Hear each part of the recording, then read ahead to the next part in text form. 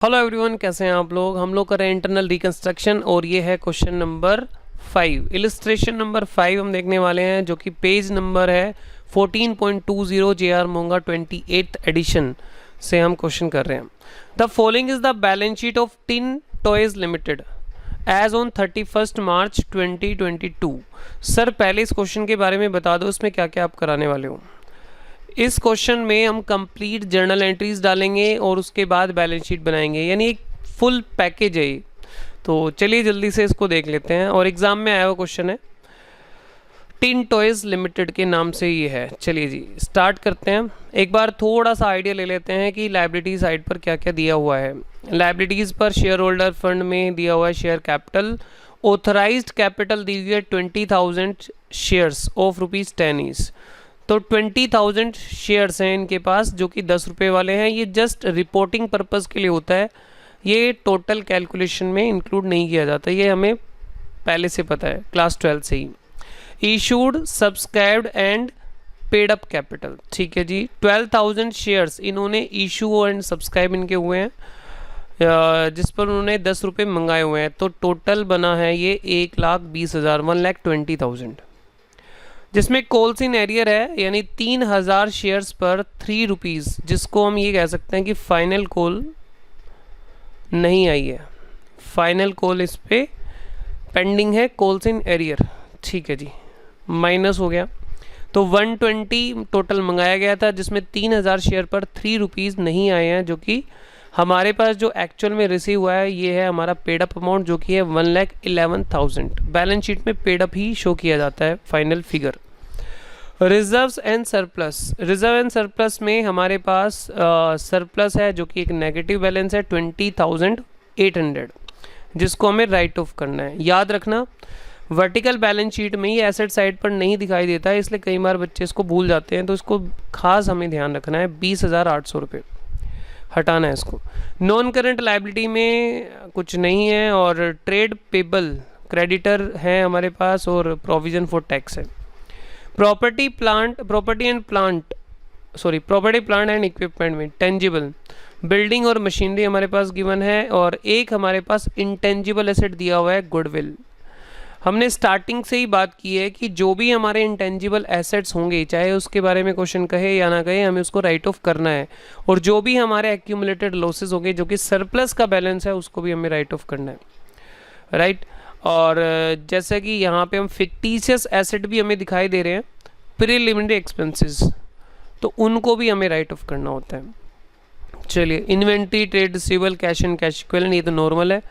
नीचे आ जाते हैं, यहाँ पे क्या क्या बोला गया है।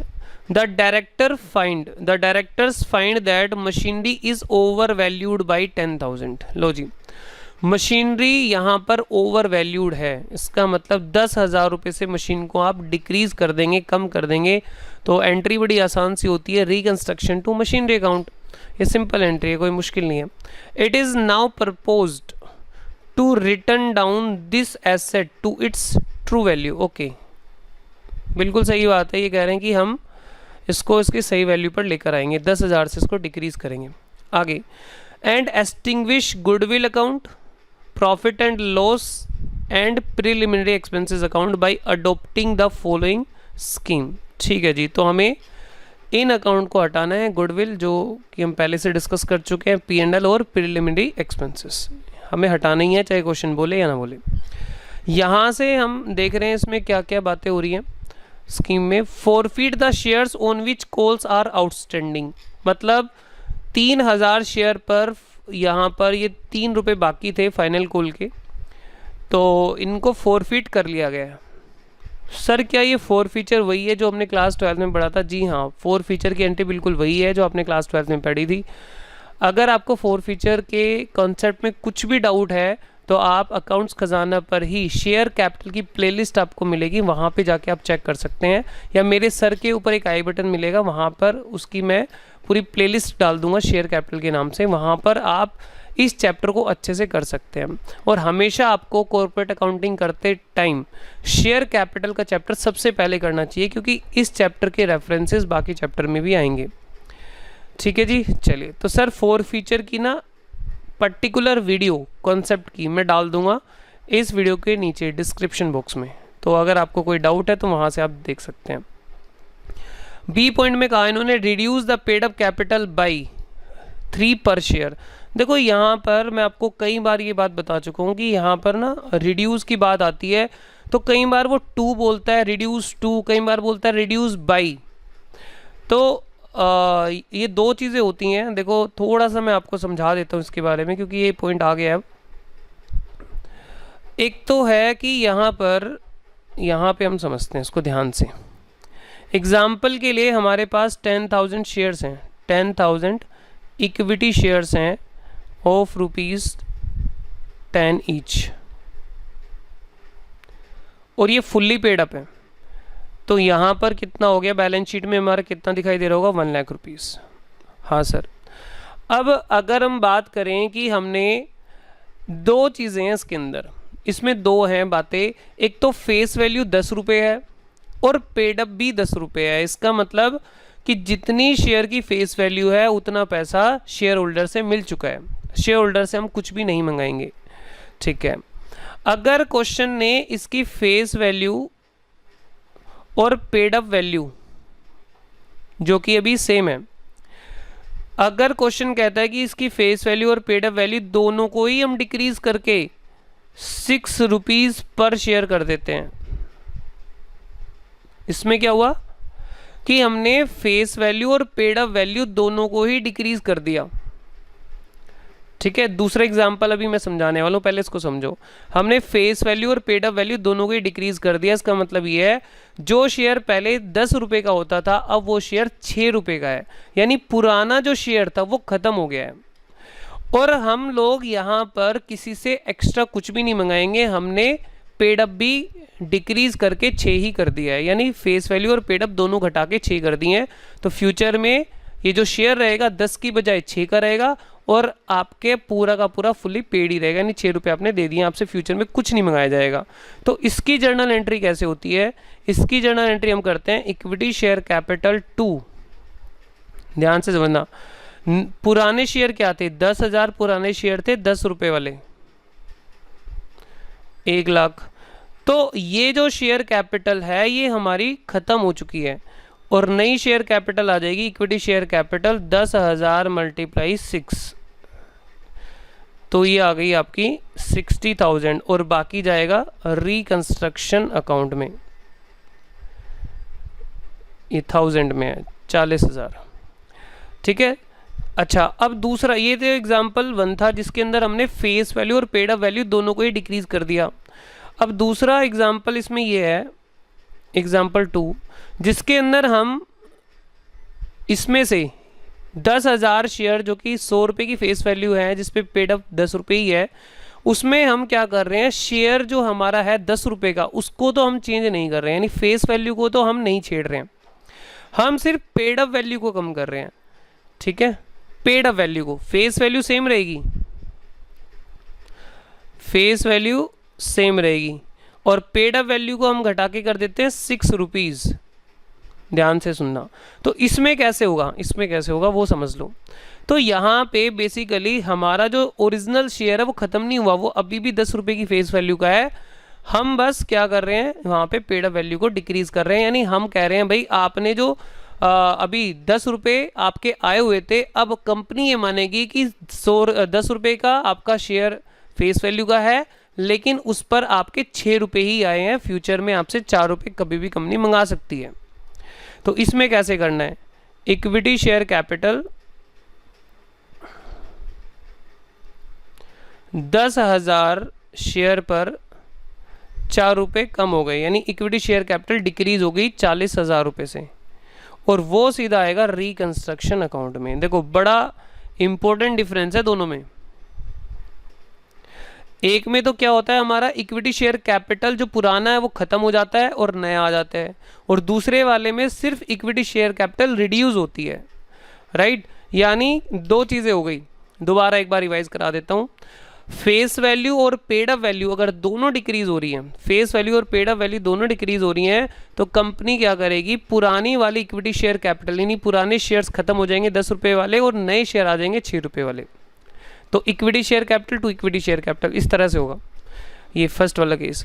और अगर यहाँ पे सिर्फ पेड अप वैल्यू ही कम हो रही है, यानी कंपनी आपसे कह रही है कि भाई आपके 10 रुपये आए हुए थे लेकिन नहीं अब हम आपके मानेंगे 6 रुपये आए हुए हैं, 10 रुपये का शेयर है, आपको 4 रुपये फ्यूचर में देने पड़ सकते हैं क्या? हाँ, जब कंपनी मंगाएगी तो देने पड़ेंगे। तो उस केस में आपको इक्विटी शेयर कैपिटल को रिड्यूस करके रिकंस्ट्रक्शन में डाल देना है, ठीक है।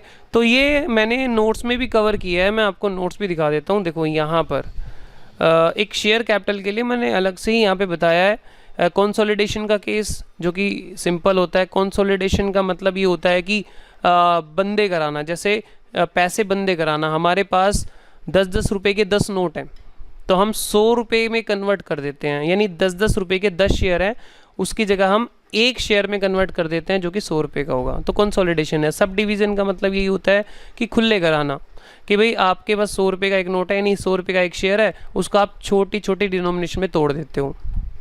सब डिवीज़न कहते हैं उसको। बहुत आसान होते हैं, इसमें कोई फ़ायदा या नुकसान नहीं होता। नोट खुले कराने, बंदे कराने में क्या फ़ायदा नुकसान होता है? कुछ नहीं है, बस डिनोमिनेशन चेंज हो जाती है। नए शेयर इशू करना वो तो सबको पता है, क्लास 12 के टॉपिक है। ये है main topic, reduction of share capital. और मैंने यहाँ पे हिंदी में अच्छे से लिख भी दिया है ताकि आपको कोई डाउट बचे ना। Case 1 reduction. अच्छा हाँ, ये बात बतानी मैं भूल गया, मैं दोबारा बता देता हूँ कि अगर सर हमें पता ही ना चल रहा हो कि इसमें फेस वैल्यू कम हुई है या पेड अप वैल्यू कम हुई है, तो हम कैसे पता लगाएंगे? उसके लिए मैंने यहाँ पे लिखा है कि reduction in paid up value only. कैसे पता लगेगा? क्वेश्चन में लिखा रहेगा ईच इक्विटी या प्रेफरेंस शेयर रिड्यूस्ड बाई। अगर बाई लिखा हुआ है, ठीक है, क्वेश्चन ने नहीं बताया कि पेड अप और फेस वैल्यू किसको हम डिक्रीज कर रहे हैं, दोनों को कर रहे हैं, एक को कर रहे हैं, क्या कर रहे हैं, तो आपको टेंशन लेने की जरूरत नहीं है। अगर इस तरह से लिखा हुआ है इक्विटी शेयर रिड्यूस बाई, तो इसका मतलब ये हुआ कि यहाँ पर फेस वैल्यू सेम रहती है, पेड अप वैल्यू रिड्यूस होती है, ठीक है। तो बाई जहाँ पर आ रहा है तो वहाँ पे क्या है, पेड अप वैल्यू ही केवल कम हो रही है, तो ये एंट्री आप करेंगे। अगर क्वेश्चन में लिखा हुआ है इक्विटी शेयर रिड्यूस टू, तो इसका मतलब देखो यहाँ पे हमने लिख दिया है face value and paid up value दोनों ही रिड्यूस होती हैं, तो यहाँ पे ये वाली एंट्री होगी। आई होप आपको मेरी बात समझ में आई होगी। हाँ सर समझ में तो आई है। तो बड़ा ही इंपॉर्टेंट ये डिफरेंस है, और यहाँ पर ये चीज़ आ गई है। व्हाट्सएप कहाँ से खुल गया ये? हाँ जी, चलो अपनी वापस आते हैं स्लाइड पे।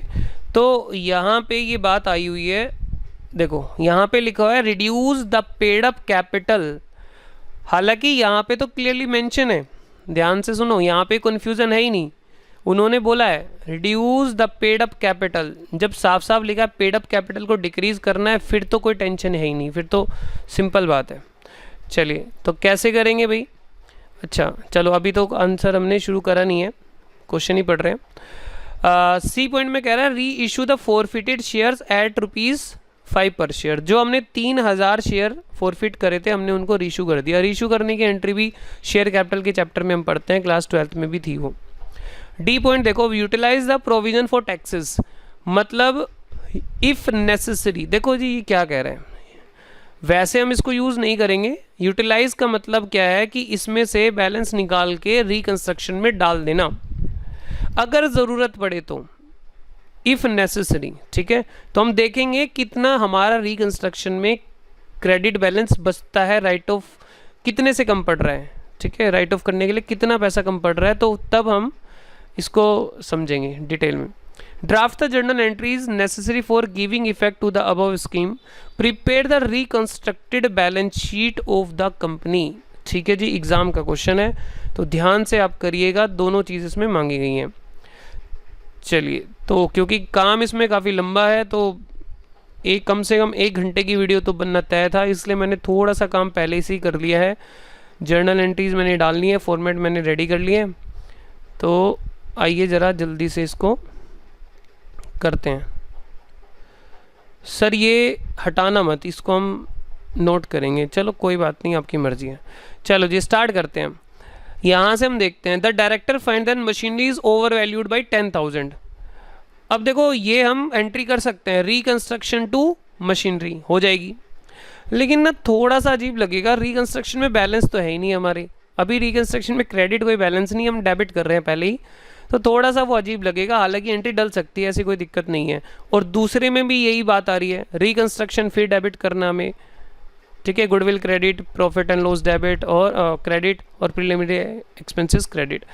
बट हम चाहते हैं कि पहले उसमें कुछ बैलेंस हो, बाद में उससे राइट ऑफ करेंगे, ठीक है। तो हम यहाँ से शुरू कर रहे हैं, forfeit the shares on which calls are outstanding. हाँ जी, याद करिए, जिन स्टूडेंट को याद है तो जल्दी से बताइए, जब फॉरफिट करते थे तो हम यादें मिटाते हैं। अगर आपने मेरी वीडियोस देखी हैं तो यहाँ पे हम यादें मिटा देते हैं, ब्रेकअप कर लेते हैं कंपनी उस शेयर होल्डर से जो कंपनी की बात नहीं मान रहा है। 3000 उसके पास शेयर्स थे और फेस वैल्यू यहाँ पे लिखी जाती है, सब लॉजिक मैंने बताए हुए हैं वीडियोज़ में, आप वीडियो जाके चेक कर सकते हैं। 3 लाख रुपीज़। फिर उसके बाद कॉल्स इन एरियर, मैंने ज़्यादातर कॉल्स इन एरियर की जगह पे फाइनल कॉल अकाउंट या second and final call account खोला हुआ है। आप चाहें तो कॉल्स इन एरियर अकाउंट भी खोल सकते हैं। जब आप कॉल्स ड्यू करते हो तो उस वक्त आपके पास 2 ऑप्शन होते हैं, या तो आप फाइनल कॉल अकाउंट खोल के रखिए या फिर कॉल्स इन एरियर में आप डाल सकते हैं अमाउंट। यहाँ पर क्वेश्चन में कॉल्स इन एरियर अकाउंट खोला गया है, तो हमारे पास calls in arrear account debit है, कॉल्स इन एरियर 9000, इसलिए हमारे पास हमें इसी को क्लोज करना पड़ेगा 9000। अच्छा, 10 रुपये का शेयर है, ये 30 आ गया, और उसके बाद कॉल्स इन एरियर 9000 और शेयर फॉरफिट में आ गया 21,000, ठीक है। तो 3 लाख गलती से लिख दिया था हमने, ये हमारा 30,000 है। कोई बात नहीं सर, आगे बढ़ो, ठीक है जी। उसके बाद ये सिंपल एंट्री है, नॉर्मल हो गई। उसके बाद क्वेश्चन ने क्या कहा है, क्वेश्चन ने कहा है फॉरफिट कर दिया है हमने, reduce the paid up capital by 3 पर share. Okay, paid up capital को हमें 3 रुपीज़ से घटाना है, डिक्रीज करना है। अब मुझे एक बात बताओ, यहाँ पे 3000 शेयर, टोटल हमारे पास 12000 शेयर थे। टोटल आप अगर देखेंगे ऊपर 12000 शेयर थे, जिसमें से 3 तो शेयर ख़त्म ही हो गए, फॉरफिट हो गए। टोटल 12000 थे 10 रुपये वाले, अब 3 हट गए तो बचे 9000। तो अभी तक हमारे पास 9000 शेयर ही हैं, क्योंकि वो रीशू अभी हुए नहीं है। तो 9000 शेयर पर 3 रुपये कम हो जाएंगे, 27,000, और ये कंपनी को रिकंस्ट्रक्शन में कंपनी डाल दी, कंपनी को फ़ायदा हो गया, शेयर होल्डर से कम करा लिए। इसका मतलब सीधा ये है कि कंपनी अब ये कहेगी भाई 9000 शेयर पर आपके पहले 10 रुपये आए हुए थे, लेकिन अब हम 10 रुपये नहीं मानेंगे, हम तो अब मानेंगे 7 रुपये आए हुए हैं, 3 रुपये फ्यूचर में कभी भी आपसे मंगा लेंगे हम। इसका मतलब ये है, ठीक है। उसके बाद हम आगे बढ़ेंगे, फिर आता है हमारे पास री issue the forfeited shares at 5 पर शेयर। री इशू कर रहे हैं हम, तो री इशू कर देते हैं, जल्दी से आओ। तो हमारे पास 3000 शेयर फॉरफिट हुए थे, हम इसको रीइशू कर देते हैं 5 रुपये के हिसाब से, क्वेश्चन बता रहा है 15,000, और यहाँ पे 3000 मल्टीप्लाई, अभी पेड अप कितना है, बाकी शेयर्स के साथ इसको इक्वल करना पड़ेगा। अभी कितना बाकी शेयर्स पे पेड अप है 7, तो ये इन पर भी 7 ही पेड अप होगा। कई बार आपने क्लास 12 में देखा ना, क्वेश्चन कहता है इशूड 5 रुपये पर share eight 7 fully paid up, ऐसा बोलता है। तो फुल्ली पेड अप यानी टोटल फेस वैल्यू, लेकिन जब क्वेश्चन कुछ नहीं कह रहा तो जो बाकी शेयर्स हैं, जितना बाकी शेयर्स पे पैसा आया हुआ है उतना ही इन पे हम करेंगे, इन पे अलग थोड़ा ना कर सकते हैं। 21,000 शेयर्स फॉरफिटेड। अब यहाँ पे कितना हो गया जी, ये 15 और 21, 15,000, 9,000, 6,000 सॉरी, 6,000 यहाँ पे फॉरफिटेड में डेबिट हो गया। यानी कंपनी का एक तरह से फॉरफिटेड में यहाँ पे फ़ायदा कंपनी का कितना होता, हालांकि फ़ायदा नहीं होता, फ़ायदा कह भी सकते हो। जब रीशू कर देते हैं तो रीशू करने के बाद जो लास्ट में बैलेंस बचता है वो कंपनी का रियल प्रॉफिट हुआ। तो 21,000 माइनस 9,000, 21,000 हमने लोगों का फॉरफिट किया था पैसा, उसमें से जब उन शेयर को दोबारा रीशू करा गया तो 6,000 रुपये का डिस्काउंट दे दिया गया। ठीक है जी, तो हमारे पास कितना बचा हुआ है, 21 माइनस 6, 15,000, 15,000 हमारे पास कैपिटल रिजर्व में ट्रांसफ़र होगा। और जो यहाँ पे कोई भी रिजर्व आता है तो उसको हम रिकंस्ट्रक्शन में ट्रांसफ़र कर देते हैं।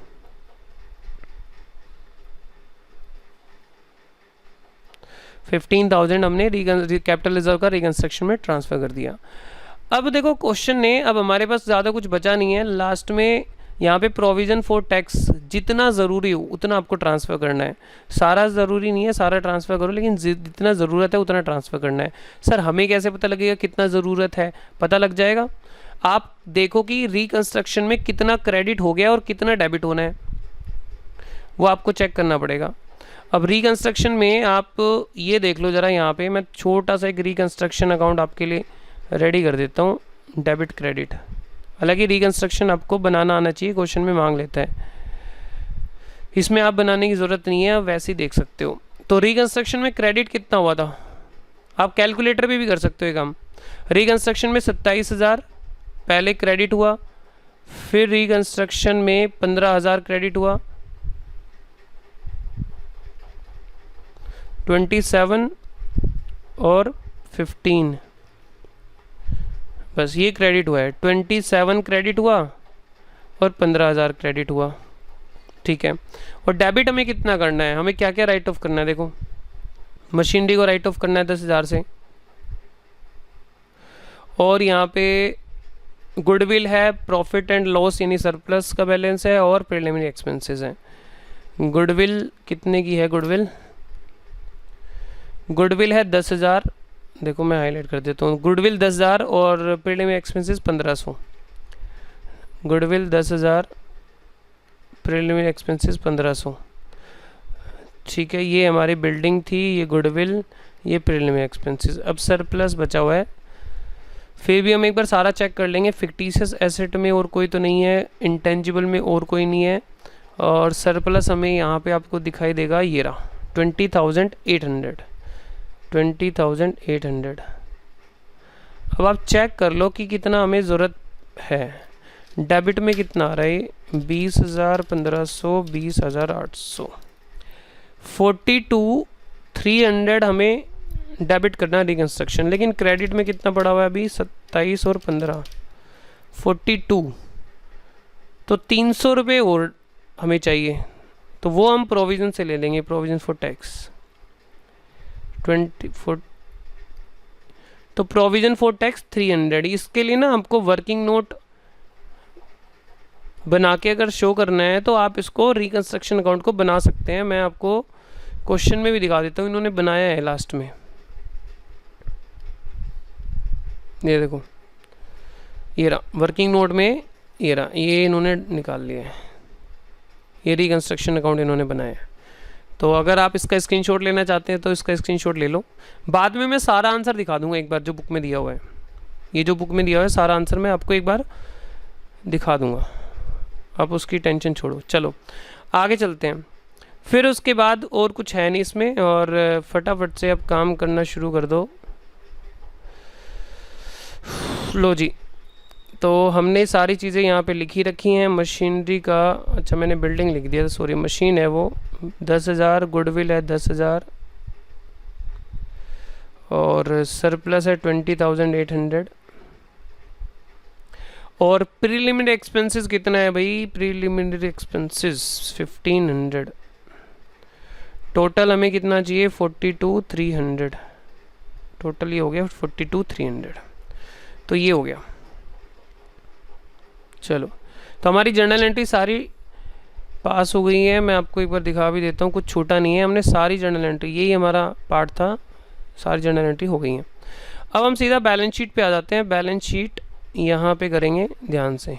चलो जी, तो फटाफट से आना है बैलेंस शीट पर। तो बैलेंस शीट में इतना फॉर्मेट आपको रेडी करना है।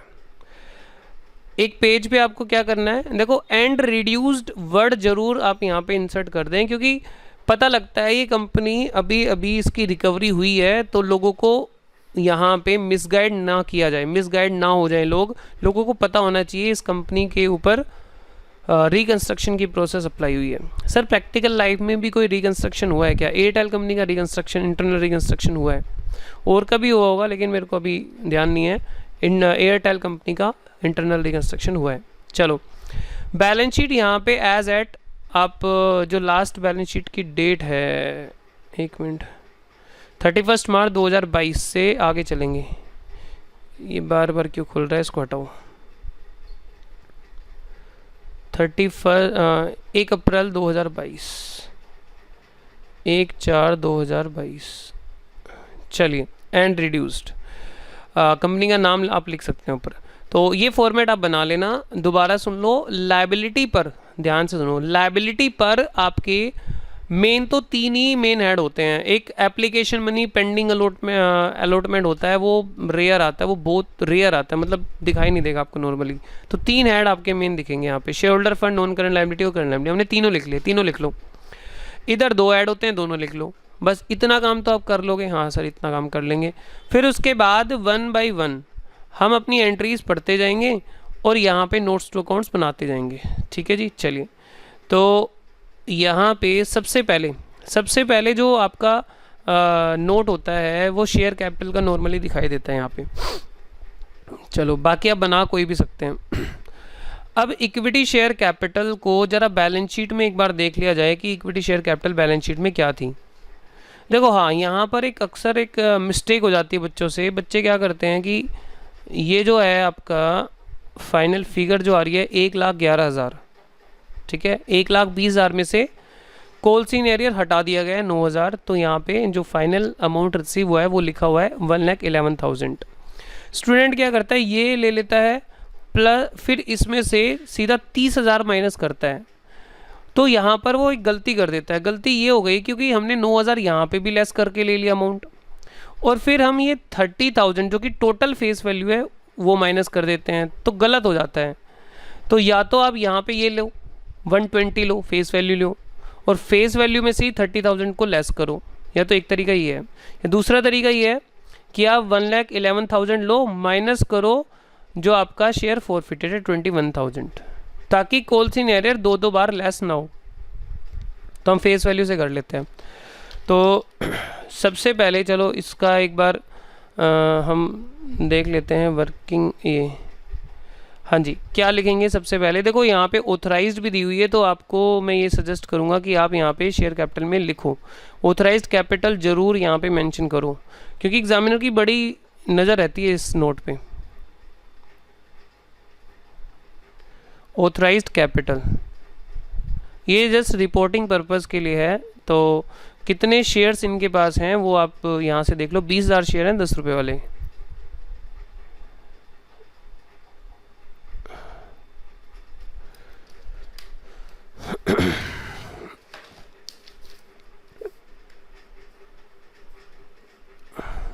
हाँ जी, 20,000 इक्विटी शेयर्स ऑफ ₹10 ईच। तो ये 2 लाख, इसको आप यहाँ पे बंद कर दो, ये बंद कर दो, इसका कोई मतलब नहीं है, आपके टोटल में काउंट नहीं होगा। चलिए, अब यहाँ फुल्ली पेड अप की जगह पे आपको लिखना पड़ेगा पार्टली पेड अप। सर क्यों पार्टली पेड अप? क्योंकि यहाँ पर ना 7 रुपीज़ ही आए हैं, 7 रुपये का फेस वैल्यू है, उस पर 7 रुपीज़ ही यहाँ पर पेड अप है, इसलिए हम ऐसे लिखना हमें पड़ेगा। चलिए जी, हाँ, तो हमारे पास कितने शेयर हैं एक बार ज़रा कैलकुलेशन देखते हैं। 12,000 शेयर थे हमारे पास स्टार्टिंग में, 3,000 हमने फॉरफिट कर दिए थे, तो 12 में से बचे 9। ठीक है जी, 9 नीचे भी आ जाते हैं एक बार इसमें। 9,000 शेयर हमारे पास बचे, 9,000 शेयर 7 रुपये वाले। फिर हमने क्या करा, हमने जो 3,000 शेयर हमने रीशू कर दिए, ठीक है, वो भी 7 रुपये वाले हैं। 9 और 3 12, तो हमारे पास 12,000 शेयर आ गए और 7 रुपीज़ वाले।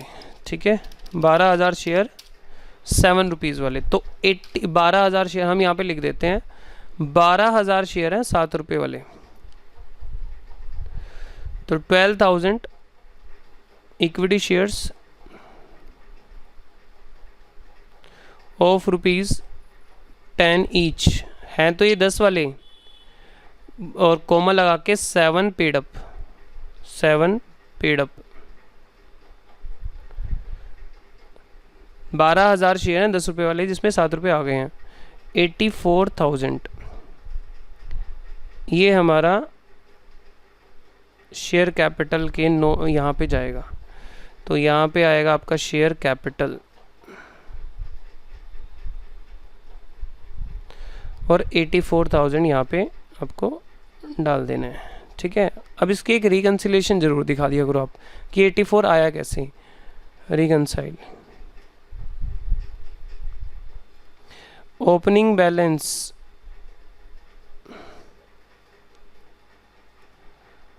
1,20,000, कोल्स इन एरियर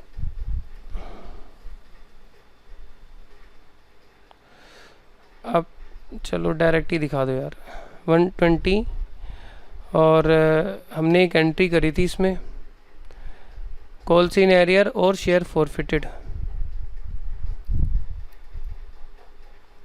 कम हुआ था ना, कॉल्स इन एरियर और शेयर्स फॉरफिटेड।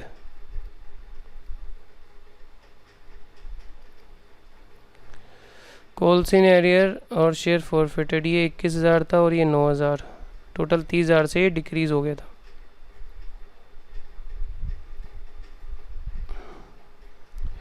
तो बचा ये 90,000। फिर उसके बाद यानी कि फर्स्ट एंट्री का इम्पैक्ट हमने डाल दिया इक्विटी शेयर कैपिटल। उसके बाद इक्विटी शेयर कैपिटल 27,000 से कम करना है आपको, यहाँ पे 27,000 से कम करना है रिडक्शन। ये हमारा 20,000 से डिक्रीज हो गया, रिकंस्ट्रक्शन ये रिडक्शन। फिर उसके बाद 90 माइनस 27 63,000। फिर एंट्री में जाके हम देखते हैं और कहाँ शेयर कैपिटल आ रहा है। ये दोनों शेयर कैपिटल हमने ले लिए हैं। यहाँ पे शेयर कैपिटल 21,000 से क्रेडिट हो रहा है और कहीं पर भी शेयर कैपिटल नहीं है। 21,000 से आप इसको ऐड कर दीजिए इसमें।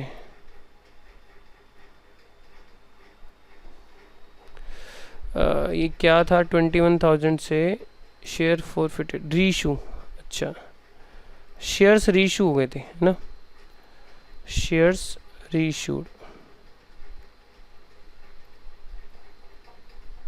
कुछ हार्ड एंड फास्ट रूल नहीं है कि आपको बिल्कुल ऐसे लिखना है भाई, आपको उस चीज़ को प्रूव करना है कि ये 84 आया कैसे। तो इस तरह से ये 84,000 बना था। ये रिकन्सिलेशन कर देना, एग्जामिनर का खास ध्यान रहता है इसके ऊपर शेयर कैपिटल के नोट पे। चलिए फिर आगे बढ़ते हम और आगे हमारे पास शेयर कैपिटल के बाद यहाँ पे लायबिलिटी साइड की आइटम अभी चेक कर रहे हैं हम। हाँ जी, तो कॉल्स इन एरियर अकाउंट हमारा क्लोज हो चुका है। जो हमारी बैलेंस शीट में था लायबिलिटी पे नेगेटिव करके था, तो असल में वो डेबिट बैलेंस है, तो यहाँ क्रेडिट हो गया, तो वो क्लोज हो गया। इक्विटी शेयर कैपिटल हमारा डन हो गया है। कॉल्स इन एरियर भी हमारा ख़त्म हो चुका है, बैलेंस शीट पे अब नज़र नहीं आएगा। शेयर फॉरफिटेड अकाउंट आपका बंद हो चुका है क्योंकि हम इसको डाल चुके थे, 2 जगह बंद कर चुके थे। देखो शेयर फॉरफिटेड डेबिट हुआ था यहाँ पे 15 से, फिर डेबिट हुआ और शेयर फॉरफिटेड यहाँ पे कैपिटल में। ये अकाउंट हमारा बंद हो जाता है अगर जो फॉरफिटेड शेयर्स हैं वो रीइशू हो जाएँ तो। ठीक है, तो ये पहली एंट्री पूरी तरह से कंप्लीट हो गई है। रिकंस्ट्रक्शन तो हमारा पहली क्लोज हम कर चुके हैं और इक्विटी शेयर कैपिटल भी बंद हो गया, 2 एंट्री कंप्लीट हो गई। बैंक हम बाद में देख लेंगे, एसेट वाली आइटम है तो इस पे ए लगा लेते हैं, हम बाद में देखेंगे एसेट्स। अभी लायबिलिटी देख रहे हैं। इक्विटी शेयर कैपिटल डन हो गया है, चलो बैंक बचा है। फिर उसके बाद कैपिटल रिजर्व, और देखो ध्यान से कैपिटल रिजर्व यहाँ पे क्रेडिट और सेम अमाउंट से वो डेबिट भी हो गया है, तो कैपिटल रिजर्व भी यहाँ पे 0 हो चुका है। ठीक है, रिकंस्ट्रक्शन हमारा ख़त्म हो गया है। और प्रोविज़न फॉर टैक्स, हाँ जी प्रोविज़न फॉर टैक्स आपका यहाँ पे देखना पड़ेगा हमें। प्रोविज़न फॉर टैक्स हमारी बैलेंस शीट में प्रोविज़न फॉर टैक्स कितने का है? हमारी बैलेंस शीट में प्रोविज़न फॉर टैक्स है आपका 4,000 रुपये का और 300 रुपये से वो डेबिट हुआ है। ठीक है, इसको हम कर लेते हैं।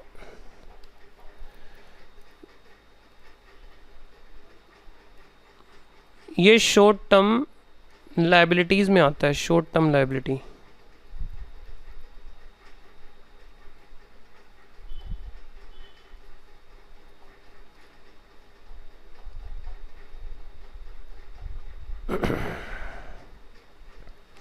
शॉर्ट टर्म लाइबिलिटी में आता है प्रोविजन फॉर टैक्स, तो 4,000 रुपये का था और रिडक्शन कितना हुआ 300 रुपये से।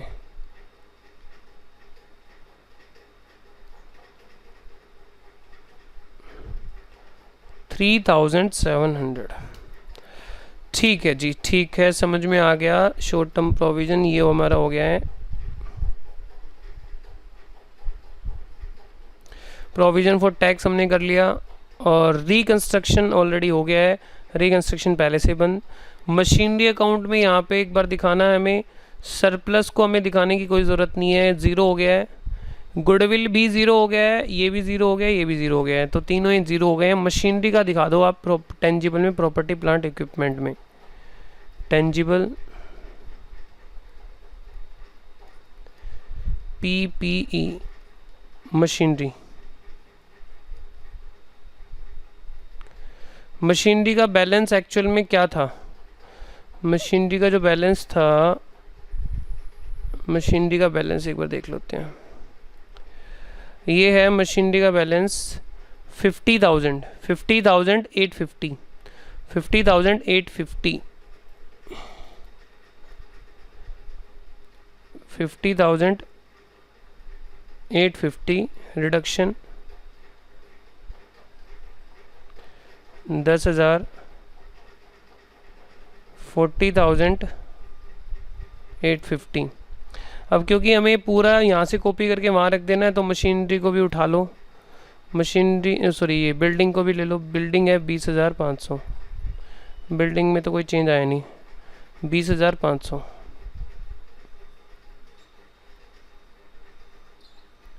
$20,500, ठीक है।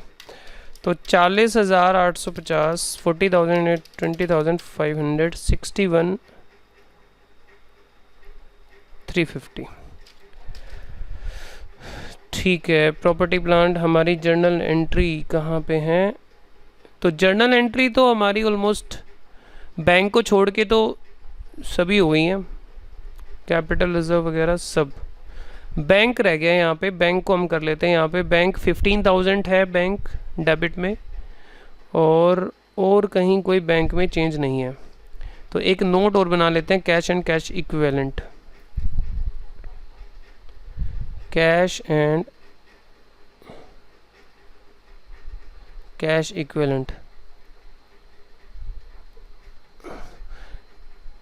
तो बैंक में क्या कुछ था, क्या देखना पड़ेगा, बैंक का बैलेंस कुछ था। Cash and cash equivalent 1500 bank में था, ओपनिंग बैलेंस। और यहाँ पे reissue of shares, equity shares 15,000 रुपये यहाँ पे आया था, तो टोटल हो गया 16,500, 16,500। बस ये हमारी सारी जर्नल एंट्री हो गई हैं।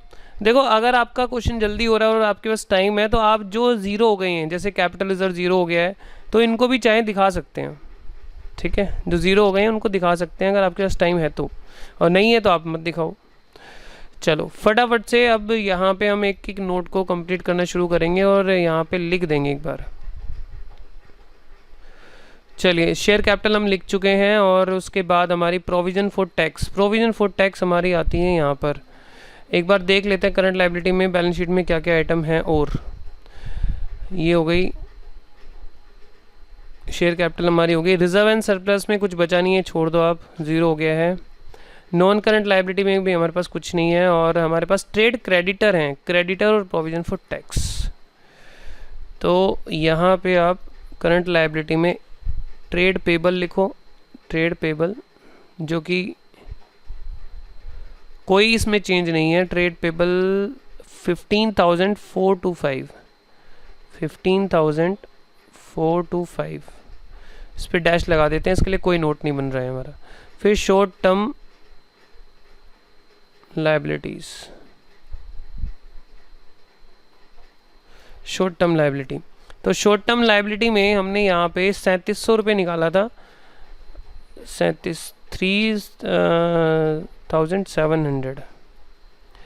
और ये नोट नंबर आप कोई नहीं, बाद में देंगे, नोट नंबर हम बाद में दे देंगे। ठीक है जी, चलो आगे बढ़ते हैं। तो लाइबिलिटी साइड तो हमारी कंप्लीट हो गई है, लाइबिलिटी साइड कंप्लीट हो गई है। फिर उसके बाद यहाँ पे एसेट साइड पे प्रॉपर्टी प्लांट इक्विपमेंट में यहाँ पे टेंजिबल बिल्डिंग और मशीन थी। प्रॉपर्टी प्लांट इक्विपमेंट,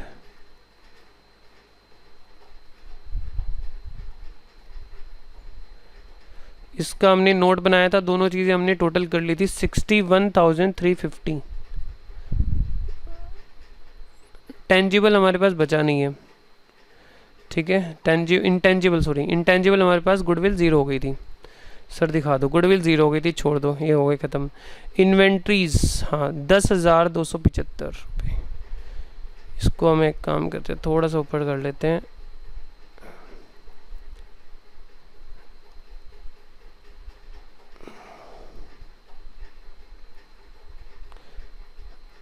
$10,275 डैश लगा दिया, कोई चेंज नहीं है। ट्रेड रिसीवेबल 15,000, कोई चेंज नहीं है। ट्रेड रिसीवेबल, फिर उसके बाद कैश एंड कैश इक्विवेलेंट के लिए नोट हमने बनाया है, और अदर करेंट एसेट में प्रीलिमिनरी थे वो ख़त्म हो गए हैं। तो कैश एंड कैश इक्विवेलेंट के लिए हमारा आ रहा है नोट 16,500।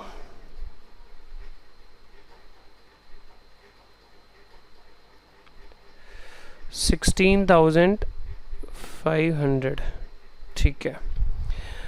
अब चलो जी, यहाँ पे बैलेंस शीट में ना नोट आप डाल दो। बैलेंस शीट में आप नोट डालने हैं, नंबर 1, नंबर 2, नंबर 3, नंबर 4। अब यही नंबर इनके सामने डाल दो आप। शेयर कैपिटल पे कौन सा नंबर है? 1, और शॉर्ट टर्म लायबिलिटी पे 2 नंबर, टेंजिबल पे 3 नंबर, और उस पर 4 नंबर।